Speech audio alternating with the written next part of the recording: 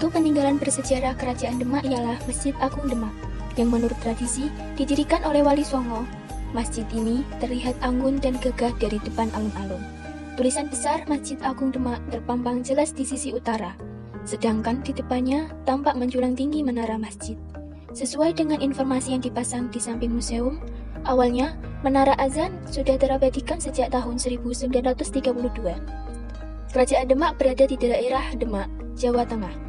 Kerajaan Demak berhasil mencapai masa emasnya di bawah pemerintahan Sultan Trenggono, di mana wilayah kekuasaan melebar hingga ke daerah Banten, Sunda Kelapa, dan Cirebon.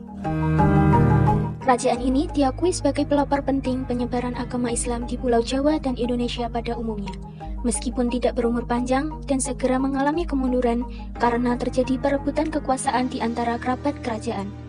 Pada tahun 1560, kekuasaan Demak beralih ke Kerajaan Pajang yang didirikan oleh Jakatingkir atau Hadiwijaya.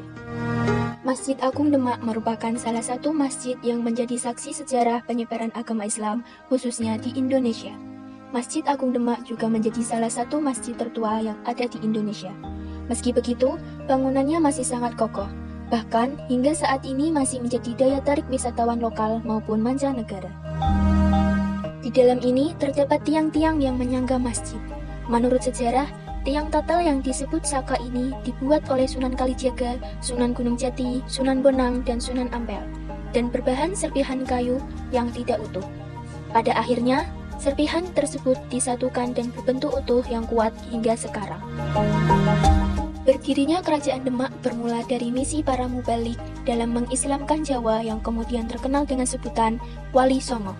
Dalam penyiaran dan perkembangan Islam di Jawa selanjutnya, para Wali Songo memusatkan kegiatannya dengan menjadikan kota Demak sebagai sentral segala sesuatunya. Lokasi makam Raja-Raja Demak atau makam Raja-Raja Kesultanan Demak berada di sisi barat laut Masjid Agung Demak. Tiga kubur utama yang ada di makam Kasepuhan adalah makam Raden Patah, Raden Abdul Fattah Al-Akbar Sayyidin Panotogomo, Sultan Demak pertama, Raden Pati Yunus, Pangeran Sapranglar, Raja Demak kedua, dan Dewi Murtosimah Permaisuri atau istri Raden Patah. Di sisi kanan kiri makam utama ini terdapat sejumlah makam lain seperti makam Pangeran Banawa yang panjang kuburnya boleh dibilang tidak lazim.